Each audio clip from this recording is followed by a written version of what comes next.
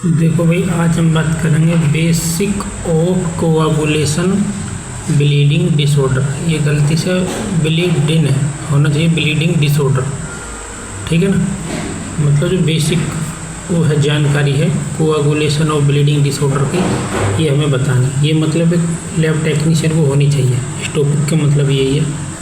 ये एक चीज़ और दिखा देता हूँ मैं, ये लिखा ना डिसीज ऑफ ब्लड। तो डिसीज ऑफ ब्लड में सबसे पहले डिसीज थी एनीमिया, जो मैं पढ़ा चुका, ठीक।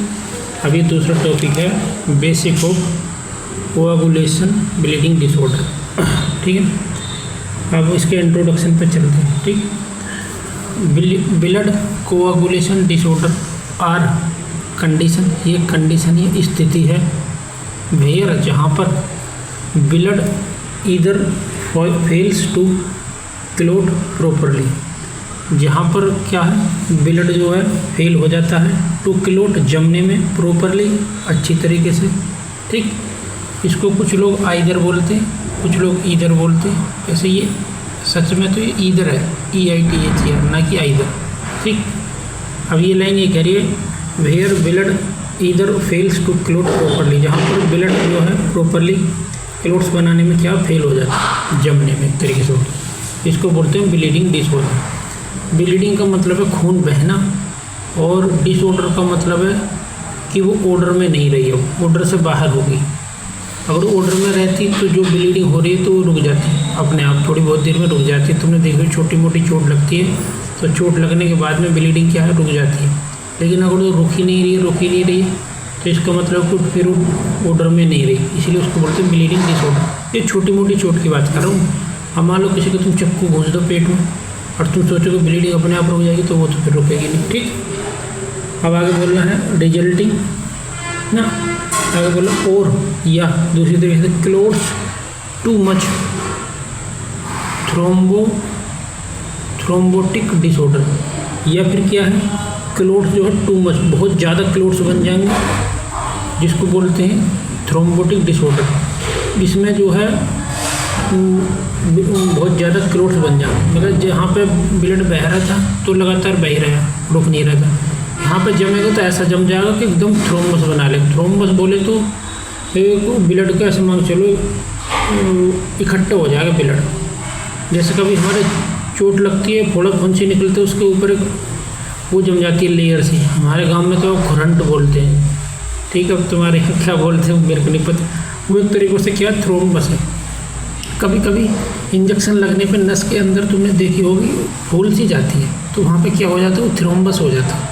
वहाँ पे जो अंदर ब्लड जो है ना थिक हो जाता है, गाढ़ा टाइप का होकर जम जाता है, तो उसको बोलते हैं थ्रोम्बस, ठीक है। तो उसी कंडीशन को कह रहा हूँ, वहाँ पर बहुत ज़्यादा क्लॉट्स बन जाते हैं, तभी तो थ्रोम्बस कंडीशन होती है। अब आगे चलते हैं रिजल्टिंग फ्रॉम इनहेरिटेड और एक्वायर्ड डिफिशियंसी। ये कह रहा है कि ये जो है कहाँ से होती है, तो इनहेरिटेड होती है। ये तो मतलब या तो माँ बाप दादा से बीमारी आ सकती है, कि जैसे कि उनके चोट लग गई तो उनका खून नहीं जमता होगा, हो सकता है कि तुम्हारे अंदर वो क्वालिटी आ जाएगी, तुम्हारे चोट लग जाए और तुम्हारा खून ना जमे, बहुत देर तक बहता ही रहे। और एक्वायर्ड डिफिशियंसी, या फिर ये तुम्हें कहीं से हो सकती है, बीमारी हो सकती है, या तो जन्मजात हो सकती है या फिर किसी और वजह से हो सकती है। अगर इन क्लोटिंग फैक्टर में क्या है, डिफिशियंसी हो सकती है। ये क्लोटिंग फैक्टर 12-13 होते, इनमें से किसी एक की भी कमी होगी तो क्या है, इसको एक्वायर्ड डिफिशियंसी बोलेंगे, ठीक है ना। और ये इनहेरिटेड जो माँ बाप दादा चाचा ताऊ से आई हो, वैसे मान के चलो। आगे बोल रहा है प्लेटलेट्स और प्रोटीन्स। और फैक्टर में जैसे कि प्लेटलेट्स या प्रोटीन्स हैं, इनकी कुछ कमी होगी तो क्या है, ब्लड जमेगा नहीं, बेहतर रहेगा तुम्हारा। वैसे तो इंट्रोडक्शन को समझाने में मेरे को 4 मिनट लगी, पर तुम्हारे अकल में आ जाएगी, ध्यान रखो। Common type include haemophilia. जो इसका कॉमन टाइप है वो क्या है, हीमोफीलिया। हीमोफीलिया मतलब एक बीमारी है, ये इनहेरिटेड बीमारी है, ठीक है ना, जेनेटिक समझ लो एक तरीके से, जो माँ बाप से आई होगी तुमने। तो इसमें भी जो है क्या है, खून जमता नहीं है। हीमोफीलिया ABC, इसके भी ये कुछ टाइप है। And von Willebrand disease, अरे ये डिसीज है बोन विले ब्रांड डिसीज बोलते हैं इसको। इसमें भी क्या, खून जमता नहीं। आगे है सिम्टम्स वरी कर सकते हैं, मतलब कम ज़्यादा हो सकते हैं, आगे पीछे हो सकते हैं। From bruising and joint bleeding to dangerous clots, इसका मतलब सिम्टम्स मैं बता रहा हूँ कम ज़्यादा हो सकते हैं। Progressing and joint bleeding, dangerous clots. भाई ये थोड़ी समझ से बाहर है। ब्लीडिंग टू डेंजरस क्लोट्स हो सकते हैं, ब्लीडिंग ज़्यादा बहे, इसके बारे में बात कर रहा हूँ। अब इसके टाइप्स देख लेते हैं। टाइप्स ऑफ डिसऑर्डर, डिसऑर्डर के टाइप क्या? ब्लीडिंग डिसऑर्डर सबसे पहले हाइपोकोआगुलेबल। हाइपो का मतलब है कम, कोआगुलेशन का कोआगुलेबल मतलब जमना, मतलब जो ब्लड बह रहा है उसको कम जमे, कम जमेगा तो बहता ही रहेगा, ठीक है ना।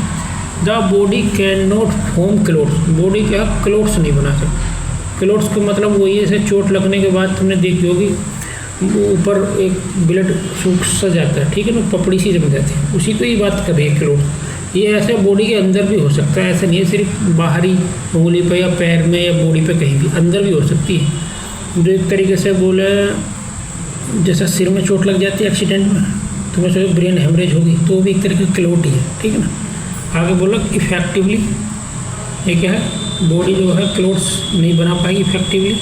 लीडिंग टू एक्सेसिव ब्लीडिंग, जो कि किसको लीड करेगा? एक्सेसिव ब्लीडिंग मतलब तुम्हारी ब्लीडिंग जो बह रही है उसको बहते ही रहने देगा, ठीक है ना, कम नहीं, रुकेगी नहीं वो। नंबर 2 पे क्लोटिंग डिसऑर्डर, ये ब्लीडिंग डिसऑर्डर होगा, ये होता है क्लोटिंग डिसऑर्डर। इसमें है हाइपर कोआगुलेबल, हाइपर का मतलब ज़्यादा, कोआगुलेबल का मतलब जमना, मतलब इसमें ब्लड जो एकदम बहुत ज़्यादा जम जाएगा, जिसको थ्रोम्बोफिलिया भी बोलते हैं। इसमें क्या है, the blood clots too easily, इसमें जो ब्लड के क्लोट्स हैं, जैसे मान के चलो ये मेरी उंगली है, अभी मैं यहाँ पर कट मार दूँ तो कुछ देर बाद मेरा ब्लड रुक जाएगा अपने, इस वाली कंडीशन में नहीं रुकेगा, लेकिन इसमें जो है बहुत जल्दी रुक जाएगा, ठीक है ना। वो कह रहा है क्लोज टू इजीली, यहाँ पे मान लो कट लग गया तो बहुत जल्दी जम जाएगा। आगे लिख रहा है increasing the risk of deep vein thrombosis, हो सकता है यहाँ पे अंदर जो यहाँ पे ब्लड वेसल्स कोई मान के चलो होती या होगी अंदर, तो उसमें भी क्या है ब्लड जम जाएगा, यहाँ ऊपर तो जम जाएगा, अंदर तक भी नस में क्या जम जाएगा। इसको बोलते हैं DVT, डीप वेन थ्रोम्बोसिस। इसको अल्ट्रासाउंड में भी चेक कर सकते हैं, हालांकि मेरे से तो ये ज़्यादा चेक करनी आती नहीं है। हमारी माँ की बहुत सारी इंजेक्शन लगे हैं अब तक लाइफ में उनकी, तो उनकी जो ये हाथ की नस है ना, ये सब जो है पत्थर से होगी टाइट, और आज ही तो ऐसी की ऐसी जमी पड़ी है। देखो ये लिख भी रही ब्रैकेट DVT एंड स्ट्रोक, और इससे क्या स्ट्रोक भी हो सकता है, ठीक। अब आगे चलते हैं इसके कॉमन डिसऑर्डर, ये तो होगा टाइप ऑफ डिसऑर्डर। अब कॉमन डिसऑर्डर कौन कौन से हो सकते हैं? नंबर 1 है हीमोफीलिया ए, ये जन्मजात बीमारी है, मतलब हेरिटेड है, मतलब माँ बाप से तुम्हारे अंदर आएगी। इसमें डिफिशियंसी इन फैक्टर 8, इसमें फैक्टर 8 की कमी रहती है, इसलिए जो है ब्लड जो है बहता ही रहता है, जमता नहीं चोट लगने के बाद। थोड़ी छोटी चोट की बात कर रहा हूँ यहाँ पे, ऐसे नहीं है तुम किसी का सर फोड़ दो या किसी की पूरी टांग ही काट दो तो खून कैसे रुक जाएगा, कुछ सोचो। यहाँ पे हीमोफीलिया बी, तो मैंने यहाँ पे ये रिश्ते रहेगा, तो डिफिशियंसी इन फैक्टर ऑफ 9, यहाँ पे फैक्टर नंबर 9 की कमी हो जाएगी। तो फैक्टर 9 कौन सा है ये मैं तुम्हें आगे बता दूँ, ठीक है। आगे है यहाँ पे यार एक चीज़ और होनी चाहिए, सी हो रहा है यहाँ पे, नहीं सी नहीं है, 2 ही दे रखा है, जबकि यहाँ पे ABC 3 थे, यहाँ पे सिर्फ दो ही लिख रखे हैं। इसको क्रिसमस डिसीज़ भी बोलते हैं, किसको? हेमोफीलिया बी को। आगे बोन विले ब्रांड डिसीज, इसमें D लगा लेना ब्रांड, ठीक। इसमें है most common inherited bleeding disorder, ये सबसे मोस्ट कॉमन है, जो इनहेरिटेड में तुम्हें तुम्हारे बाप दादा चाचा ताऊ से किससे बीमारी आ सकती है, तो ये क्या है सबसे मोस्ट कॉमन, ये आएगी तो ज़्यादातर मतलब इसकी वजह से ब्लीडिंग डिसऑर्डर आएगा तुम्हारे अंदर। आगे बोल लो इन्वॉल्विंग डिफिशियंसी और डिसफंक्शन, कमी या डिसफंक्शन का मतलब है कोई कंट्रोल नहीं, मतलब जो मतलब कैसे समझाऊँ तो मैं इसको, मतलब जो प्रॉपर फंक्शन है वो बिगड़ जाएगा, कहने का मतलब ये डिसफंक्शन का मतलब। Of von Willebrand factor VWF factor बोलते हैं, इसकी क्या है, या तो कमी हो जाएगी या इसका डिसफंक्शन जो काम करने का तरीका वो बिगड़ जाएगा, इसको बोन विले ब्रांड का फैक्टर का। इसी बोन विले ब्रांड फैक्टर के नाम पे ये क्या है बीमारी रखी है, जैसे हीमोफीलिया, ये हीमोफीलिया के साथ वर्णांत कुछ ऐसे बोलते हैं, कक्षा 11-12 की तुमने किताब में पढ़ेगा, वर्णांत बे RU ऐसे वाला ते आ अंक की बिंदी समान। आगे विटामिन के डिफिशियंसी, मतलब विटामिन के भी जो है ब्लड को जमाने में हेल्प करता है। अब यहाँ पर के डिफिशियंसी मतलब विटामिन के की कमी हो जाएगी तो भी ब्लीडिंग बेहतर होती रहेगी तुम्हें। नेसेसरी आवश्यक है और प्रोड्यूस उत्पन्न करने या बनाने में किसके फैक्टर 2, 7, 9 और 10 को क्या है विटामिन के जो है फॉर्मेशन में इसकी मदद करता है। अगर इनमें से किसी एक की भी कमी रह जाएगी तो ब्लड जमेगा नहीं, है क्या। अब आ जाए लीवर डिसीज। लीवर क्या बनाता है, लीवर बनाता है प्रोटीन जो ब्लड को जमने में हेल्प करती है। अब देखते हैं, since the liver produce most clotting factor, जो है लीवर जो मोस्ट क्लोटिंग फैक्टर क्या प्रोड्यूस करता है, लीवर फेलियर इम्पेयर कोआगुलेशन। तो अगर लीवर तुम्हारा फेल हो गया तो इम्पेयर कोआगुलेशन, मतलब फिर जो कोआगुलेशन पे जो बनने की सिस्टम है, ब्लीडिंग रुकने का जो सिस्टम हो क्या इम्पेयर्ड हो जाएगा, मतलब बिगड़ जाएगा एक तरीके से। इसमें लीवर बनाता है प्रोटीन, एल्बुमिन, ग्लोबुलिन और एक और है कौन से फिब्रिनोजेन या फाइब्रिनोजेन जो बोलते हैं। जो फिब्रिनोजेन है वो भी क्या है ब्लीडिंग को रोकने में हेल्प करती है, उसको बनाता है लीवर। लेकिन अगर लीवर में गड़बड़ आ जाएगी तो फिब्रिनोजेन बनेगी नहीं बनेगी तो फिर ब्लीडिंग और होगी तो फिर रुकनी भारी हो जाएगी। आगे चलते हैं, डिसमेंटेड इंट्रावास्कुलर कोआगुलेशन, ठीक है ना। अभी इसी में चल रहे हैं हम, इसमें कॉमन डिसऑर्डर में चल रहे हैं, haemophilia A B, von Willebrand, vitamin K, liver disease. तीसरे आ गया है डिसमेंटेड इंट्रावास्कुलर कोआगुलेशन, इसको फुल फॉर्म में शॉर्ट में बोलेगा DIC। ये क्रिटिकल कंडीशन है, क्रिटिकल कंडीशन है वेयर ओवर एक्टिव प्रोटीन, मतलब जो प्रोटीन है वो ओवर एक्टिव होगी, मतलब ज़्यादा काम कर रही है। फिर ये कोज जो कि कारण बनेगी किसका, वाइड स्प्रेड का। वाइड स्प्रेड का मतलब है शायद, अभी देखते हैं पूरा सेंटेंस पढ़ लो फिर उसका मतलब बताऊँगा। Unnecessary clotting, unnecessary clotting that can exhaust the body की clotting resources leading to severe bleeding. ये कहनी चाह रही है ये क्रिटिकल कंडीशन है जहाँ पर ओवर एक्टिव प्रोटीन जो है क्या है ओवर एक्टिव हो जाएगी। वाइड स्प्रेड का मतलब अब सारे में फैल जाना। अननेसेसरी मतलब आवश्यक बिना अनावश्यक क्लोटिंग, मतलब कि यार समझ में नहीं। अननेसेसरी क्लोटिंग का मतलब ये है कि जहाँ पर ब्लड बह रहा है अगर वहाँ पर बहना भी चाहिए तो ये क्या है उसको भी ज़बरदस्ती क्या है रोक देगी।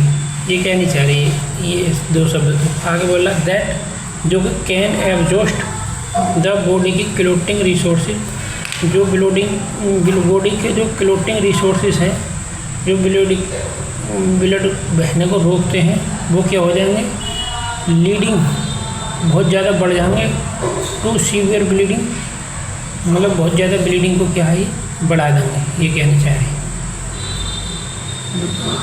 और इसको पूरी लाइन मतलब थोड़ा थोड़ा समझाऊँ तो ये कहनी चाह रही है जो बॉडी की जो है क्षमता है, जो काम करने का सिस्टम है ब्लीडिंग को रोकने का, वो क्या है वो बहुत ज़्यादा मतलब क्या बताऊँ तो मैं resources leading to severe bleeding, मतलब कि वो रोक नहीं पाएगा ब्लीडिंग, मतलब बहुत ज़्यादा ब्लीडिंग बहेगी। ये कहनी चाह रही है। डिसमेंटेड का मतलब है शायद टूट जाना, इंट्रावास्कुलर कोआगुलेशन। अब इसका मतलब यार ज़्यादा मैं समझा नहीं पा रहा भाई, तुम अपनी तरफ से कोशिश कर लेना जो समझ सकते हो। फिर भी यही है कि इसमें जो बॉडी जो हमारी ब्लीडिंग रोकती है वो रोक नहीं पाएगी और बहुत ज़्यादा बहती रहेगी। ये कहनी चाह रही है। सीवियर ब्लीडिंग लिख रहा है, लीडिंग टू सीवियर ब्लीडिंग, मतलब जो ब्लीडिंग बह रही है उसको बहुत ज़्यादा बढ़त मिल जाएगी। ठीक है, अगर हमारी बॉडी क्या है एग्जॉस्ट कर जाएगी, ऐसा क्या दिखाएगी। आ गया सिम्टम्स। देखो इंट्रोडक्शन देख लिया हमने, टाइप देख लिए डिसऑर्डर के, कॉमन डिसऑर्डर देख लिए कौन कौन से हैं, और ये सिम्टम्स चलते हैं। ब्लीडिंग, इसमें ब्लीडिंग होती है। लार्ज ब्रेसिस मतलब बहुत ज़्यादा ब्लीडिंग होगी। जॉइंट पेन हो सकता है, इसको हेमरेथ्रोसिस बोलते हैं। ठीक है, हेमार्थ्रोसिस। प्रोलॉन्ग ब्लीडिंग, बहुत देर लंबे समय तक ब्लीडिंग चल सकती है, जैसे होनी चाहिए 5 मिनट, तो हो सकता है 1 घंटा तक चलती रहे। क्लोटिंग में क्या है, पेन होगा, स्वेलिंग होगी, रेडनेस होगी, ओपन इन लेग्स, खासकर रेडनेस किसमें होगी, टांगों में। If a clot travel to the lung, chest pain और डिस्पनिया, अगर जो कोई क्लोट तुम्हारे फेफड़ों में पहुँच गया तो सांस लेने में दिक्कत होगी और सीने में दर्द होगा। इसमें खून बहने की बात के लक्षण हैं, इसमें खून जमता है उसके लक्षण हैं, ठीक है ना। अब आगे आ जाओ कोच, इसके क्या क्या कारण हो सकते हैं। तो कारण वही है जैसे कि इनहेरिटेड, मतलब जो जेनेटिक है, जेनेटिक मतलब आनुवांशिक, मतलब माँ बाप से तुम्हारे अंदर आए हो। म्यूटेशन का मतलब है शायद उत्परिवर्तन, आनुवांशिक उत्परिवर्तन, मतलब कोई बीमारी तुम्हारे पूर्वजों में थी वो तुम में आ गई। आगे बोला such as those causing haemophilia, जैसे कि एग्जाम्पल के तौर पे हीमोफीलिया एक्वायर्ड, ये मतलब कहीं से हमें बीमारी लग गई। जैसे कि मान लो मेरे पापा को शुगर ना हो और मान लो मेरे को है तो उसको एक्वायर्ड हो लगी। विटामिन के डिफिशियंसी, विटामिन के की डिफिशियंसी हो जाए तो ब्लीडिंग डिसऑर्डर हो सकता है। तुम लीवर में बीमारी हो जाए कोई तुम्हारे, तो मैंने बताइए प्रोटीन बनेगी नहीं, फिब्रिनोजेन या फाइब्रिनोजेन, तो भी ब्लड नहीं जमेगा तुम्हारा। सर्कुलेटिंग एंटीकोआगुलेंट्स, वो अगर जो तुम्हारे ब्लड के अंदर जो एंटीकोआगुलेंट है जिसको हेपेरिन बोलते हैं, उसकी वजह से भी क्या है, अगर उसकी कमी हो जाएगी तो भी खून नहीं जमेगा, ठीक है ना। ये कहना चाह रहे हैं। अब आगे आ जाओ जी डायग्नोस्टिक एंड ट्रीटमेंट। अगर तो मान लो किसी को ये बीमारी लग गई तो उसके लिए कौन कौन सी जांच करवाएंगे हम। तो सबसे पहले है जी ए नंबर पर डायग्नोसिस में है ब्लड टेस्ट करवाएंगे, कौन कौन से, including prothrombin time, PT prothrombin, ठीक है। और दूसरा करवाएंगे एक्टिवेटेड पार्शियल थ्रोम्बोप्लास्टिन टाइम। इस ए का मतलब एक्टिवेटेड, इस पी का मतलब पार्शियल का मतलब कम या थोड़ा, थ्रोम्बोप्लास्टिन टाइम का मतलब ये जांच है थ्रोम्बोप्लास्टिन, अरे शायद कोई फैक्टर है इसकी, कुछ इसको टाइम देखेंगे मतलब कितनी देर में जम रहा, ठीक है ना। आगे बोला एंड प्लेटलेट काउंट्स, और एक सीबीसी करवा लेंगे, उसमें प्लेटलेट देख लेंगे कितनी है, अगर कम होंगे तो ब्लीडिंग होने के ज़्यादा चांस रहेंगे, बहती रहेगी। अगर तो प्लेटलेट तुम्हारी सही आ रही है तो इसको मतलब ये कि जल्दी खून जमने के चांस हो जाएंगे, दवाई वगैरह चलेगी तो तुम्हारी। अगले का आर यूज टू एवेलुएट, ये सब का यूज किए जाते हैं एवेलुएट जांचने में। टू ना द कोआगुलेशन कैस्केड, जो कोआगुलेशन कैस्केड है चार्ट मान लो उसको एक तरीके से, तो उसमें हम ये सब जांच करवाते हैं। ट्रीटमेंट देखें तो डिपेंड ऑन द कोच, तो अब ऐसे नहीं है कि सारे किसी भी सब टाइप की उसमें ब्लीडिंग डिसऑर्डर में एक ही दवाई चलेगी, ऐसा नहीं, डिपेंड करता है तुम्हारी हीमोफीलिया ए भी है, बोन विले ब्रांड डिसीज की वजह से है, या हीमोफीलिया बी है या ए है, या विटामिन के की डिफिशियंसी है, या डिसमेंटेड इंट्रावास्कुलर है, किस वजह से है। तो वही कह रहा है डिपेंड ऑन द कोजेज, मतलब किस वजह से तुम्हें ब्लीडिंग डिसऑर्डर है पहले उसको देखेंगे। बट ओपन पर अक्सर इंक्लूड होता है, इसमें फैक्टर इंक्लूड होते हैं। आगे बोला रिप्लेसमेंट, फैक्टर रिप्लेसमेंट थेरेपी दी जाती है, मतलब कि तुम्हारे अंदर किसी फैक्टर की कमी है तो वो फैक्टर तुम्हारी बॉडी में चढ़ा देंगे ब्लड की तरह, या जिस तरीके भी करते होंगे, ये तो मेरे को नहीं पता इसकी प्रोसेसिंग क्या है। पर ऐसे मान लो प्लेटलेट कम होगी तो प्लेटलेट चढ़ा दें, तो ऐसी ये फैक्टर की कमी हो जाएगी तो उसको थेरेपी लगा दें। आगे बोला है ब्लड ट्रांसफ्यूजन, मतलब ब्लड ट्रांसफ्यूजन कर सकते हैं, ठीक। और आगे बोला क्लोटिंग डिसऑर्डर है तो उसमें कुछ मेडिसिन वगैरह जो भी कुछ करनी होगी वो कर लेंगे। ब्लड थिनर, ब्लड को पतला करने की दवाई भी चला सकते हैं। अगर जो क्लोटिंग वाला ज़्यादा एक्टिव है तो, और ब्लीडिंग वाला है तो नहीं दे देंगे, क्योंकि ब्लीडिंग हो रही है, थिनर की जरूरत नहीं, तब तो और थिक करने की ज़रूरत है। तो ब्लीडिंग हो रही है तो थिनर कभी नहीं देना, उसको एंटीकोगुलेंट देंगे ताकि ब्लड जमाने में हेल्प कर सके। अब मैंने कुछ क्लोटिंग फैक्टर के नाम लिख रखे हैं, फैक्टर देख लो, फर्स्ट फैक्टर, सेकेंड, थर्ड, 4, 5, 6 नहीं है, डायरेक्ट 7 है, यहाँ देख लो, 5 के बाद 7, 8, 9, 10, 11, 12, 13, 13 है। वैसे तो ये 13 है, नाम के हिसाब से देखें तो देखो 13 नंबर है जहाँ पे मेरी उंगली रखी है, लेकिन टोटल गिलोगे तो 12 है क्योंकि इसमें 6 नंबर नहीं।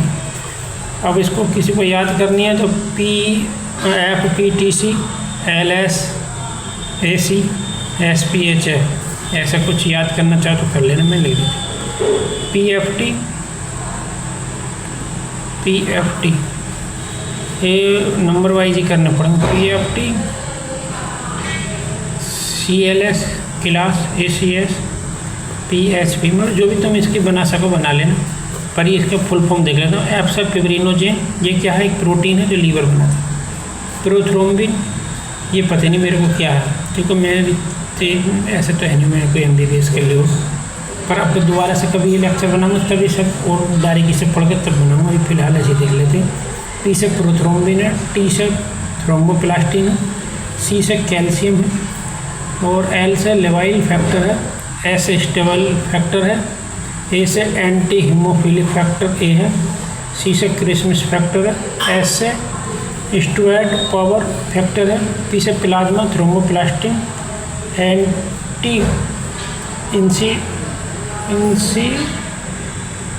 इंसिडेंट है, एंटी इंसिडेंट, और जी H से है हैंगमैन फैक्टर, F से है फाइब्रिन स्टेबलाइजिंग फैक्टर। ठीक, ये तो हो गई थी हमारे 12 फैक्टर है, पर वैसे 13 बोलते हैं इसको। अब अगर मैकेनिज्म देखो तो अगर शॉर्ट में किसी को याद करना है ब्लीडिंग कैसे रुकती है, तो ये बहुत पूछिए, कई बार पूछ रहा है ये क्वेश्चन, ठीक है ना। मैकेनिज्म ऑफ ब्लड क्लोटिंग ऐसे पूछ लेते कभी, ठीक है। तो सबसे पहले है इंजर्ड टिश्यू, यहाँ पे हमारे चोट लगी, ठीक है। फिर क्या रिलीज होगा, थ्रोम्बोप्लास्टिन रिलीज होगा, ये क्या है, क्लोटिंग फैक्टर है, अभी हमने पीछे फुल फॉर्म में देखा, ठीक। अभी थ्रोम्बोप्लास्टिन क्या है, ये कैल्शियम आयन से कुछ रिएक्शन करेगा और क्या बनाएगा, प्रोथ्रोम्बिन्स है, वो नहीं है, ये हो सकता है प्रोथ्रोम्बिन्स, ठीक। अब यहाँ पर देख लो, इधर है ब्लड प्लेटलेट, ब्लड के अंदर प्लेटलेट्स है, ये आगे बोल रहा है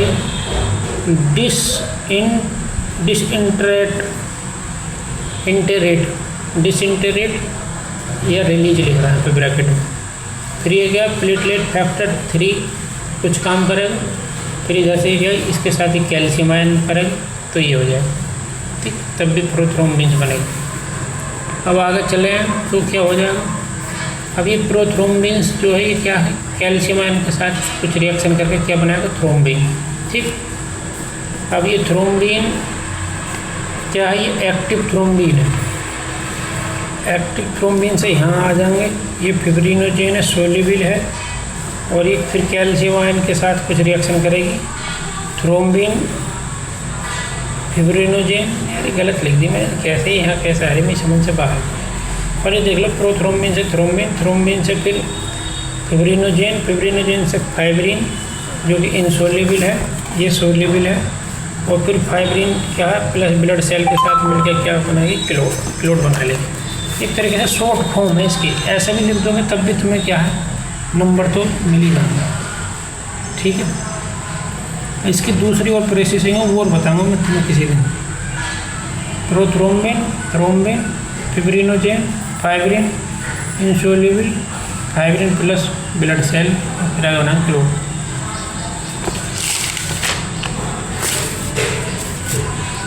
कोआगुलेशन ऑफ ब्लड, इसकी डेफिनेशन देख लो, किसका बोल दो भी वो नहा रहे हैं। कोआगुलेशन ऑफ ब्लड, इसमें है जी डेफिनेशन देख लो, कोआगुलेशन ऑफ ब्लड क्या, कोआगुलेशन और क्लोटिंग। कोआगुलेशन का मतलब क्लोटिंग में जमना, इज डिफाइंड एज प्रोसेस, एक प्रक्रिया है इन विच जिसमें ब्लड ब्लड जो है लॉस हो जाता है, इट्स फ्लूडिटी, इसकी पतलेपन की वजह से, फ्लूडिटी मतलब द्रव ज़्यादा द्रवित होने की वजह से क्या है लॉस हो जाएगा, जब जमेगा नहीं तो बहते ही रहेगा, ऐसे में क्या रही है।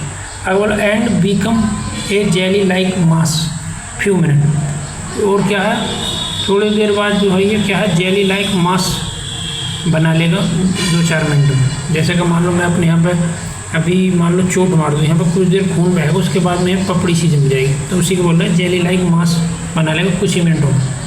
आफ्टर इट, इसके बाद क्या हो जाएगा, इच सेड आउट और collected in container. Is shed out मतलब कि शेड आउट तो क्या कहने जा रहा, collected in container. Shed out का मतलब वही है जो इसके ऊपर जो बद में बता रहा पपड़ी सी जमी, उसको हटा सकते हैं और कलेक्ट कर ले सकते हैं इन container.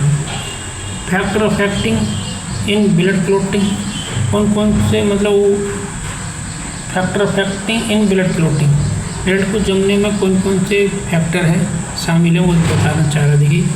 Coagulation of blood occurs through a series, जो कोआगुलेशन ऑफ ब्लड है, ब्लड का जमना है वो अकर्स उत्पन्न होता है, शुरू होता है थ्रू ए सीरीज, एक श्रेणी चलती है इसकी, क्रम से चलते रहते हैं। ऑफ रिएक्शन, इसकी रिएक्शन चलती हैं, जैसे कि फैक्टर पहले एक काम करे फिर 2 फिर तीसरा, ऐसे करके सारे फैक्टर इसमें इन्वॉल्व हो जाए, तभी तो बोला सीरीज में चले गए। Due to activation of a group substance, एक ग्रुप सबस्टांस जो भी फैक्टर है उनकी बात कर रहा है ये, उनके एक्टिवेशन की वजह से क्या है सीरीज चलेगी इसमें।